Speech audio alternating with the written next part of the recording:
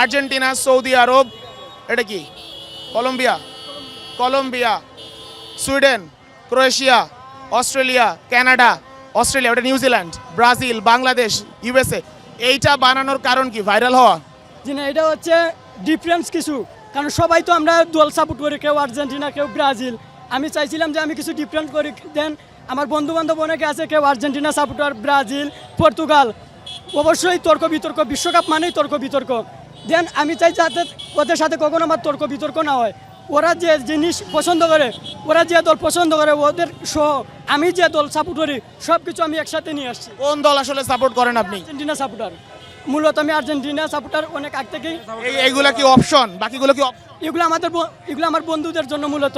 দেন ওদের থেকে আমি কোনো ডিফারেন্ট না, ওদেরকে আমি সাথে নিয়ে এগোতে চাই। যেমন ওদের পছন্দ পর্তুগাল, ব্রাজিল, এই যে আমার ফ্রেন্ডের পছন্দ ব্রাজিল, আমার ফ্রেন্ডের অনুরোধে আমি এই বাংলাদেশের নিচে রেখেছি।